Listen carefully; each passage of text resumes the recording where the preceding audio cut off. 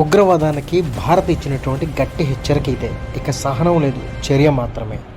కేంద్ర ప్రభుత్వం దేశ భద్రతను మరింత బలోపేతం చేయడానికి ప్రహార్ అనే ఒక శక్తివంతమైన కౌంటర్ టెర్రరిజం పాలసీని అమల్లోకి తీసుకొచ్చింది. ఈ పాలసీ లక్ష్యం ఏంటంటే ఉగ్రవాదాన్ని మూలాల నుంచే నాశనం చేయడం.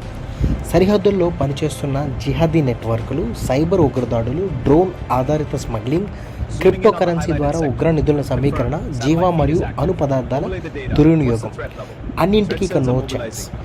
ఈ పాలసీలో కీలక అంశం ఏంటంటే మల్టీ ఏజెన్సీ సిస్టమ్ని స్ట్రెంథెన్ చేయడం, ఇంటెలిజెన్స్ బ్యూరోలో ప్రత్యేకంగా జాయింట్ టాస్క్ ఫోర్స్ సిస్టమ్ని ఏర్పాటు చేయడం.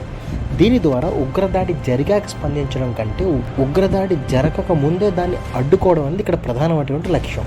దీని ద్వారా ఇంటెలిజెన్స్ని, టెక్నాలజీని, నిఘాపైన కఠినటువంటి చర్యలు తీసుకున్నారు. ఇది సాధారణమైనటువంటి పాలసీ కాదు, ఇది భారత్ స్ట్రాటజికల్ వార్ ప్లాన్.